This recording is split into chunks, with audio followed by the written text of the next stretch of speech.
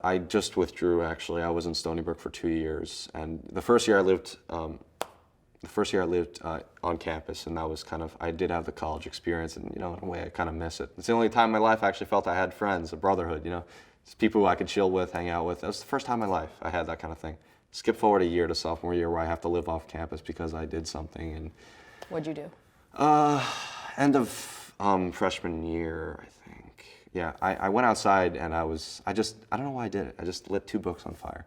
It just so happens that there are like some RAs or something over the hill and like they see it and like, oh shit, wrong place, wrong time. So they suspended me from housing until December 31st, 2012.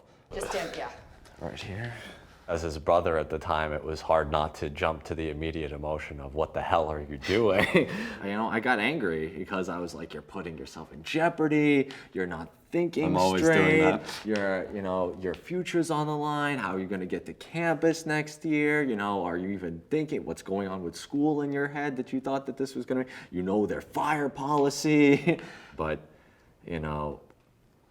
knowing David as well as I do, those were questions I sort of had to put behind me and just try to be there for him as much as I could be in whatever capacity I could be there instead of just, ridiculing him. He knows what's responsible on a cognitive level, but on an emotional level, just getting there and doing the right thing, the rush of emotion gets to him before his brain can actually be like, wait, stop, what are you doing? That's exactly right. And that's why I used to do things like shoplifting, because the emotional thrill was so strong and I knew the dangers of it, but the thrill of the emotions. I do experience things so intensely, And that's kind of why I tried to kill myself when my ex broke up with me, because it was like, stab me in the heart.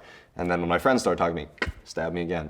And I felt it, it really hurts, I was sitting in the cop car and I was like, I don't know who I am or what I've become, and I don't know what I'm doing right now. And like, I started telling them, saying stuff like, oh, my grandpa just died, which was true, actually. I think a week back he had died. And, just trying to play it off like I was disturbed. I don't know whether it was true or not.